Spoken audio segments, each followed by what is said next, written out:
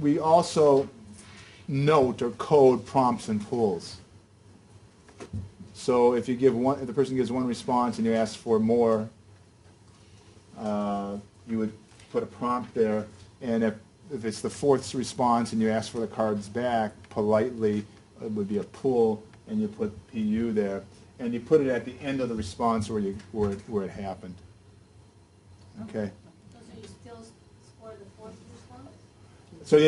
So this you'd put this on at the end of the fourth response.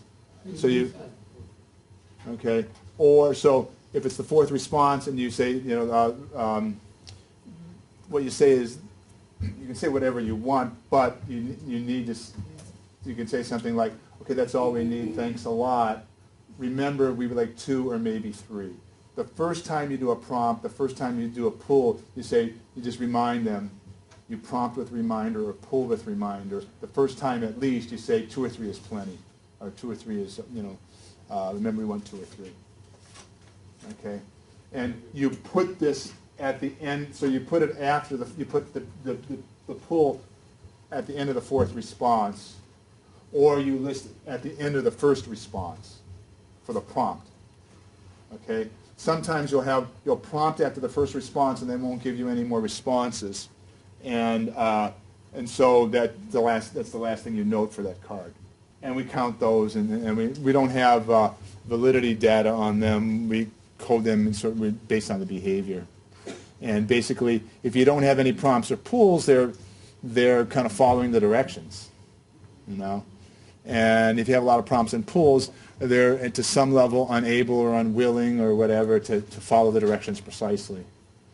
And it's a behavioral example of that.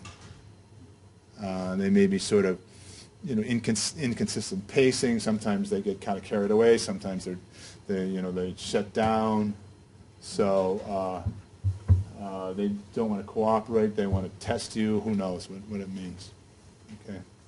In a particular situation, you'll see with RPAS that in the international samples published in 2007 in the International Supplement to the Journal of Personality Assessment, the thing that Phil headed up, that it was more than a thing, it was a tremendous project, sorry about that.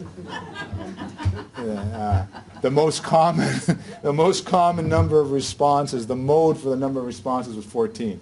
That was the minimum, you know. And in RPAS, it looks like the mode's going to be 20.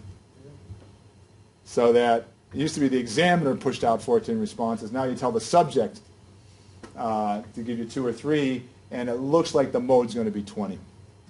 You know, they just get a little bump there, where they're just cooperating, and they're smart people. They know what, you know, what do I have to do more for? I'll do exactly what you want, and I'll get it over. So that's the prompt and pull. Politely ask.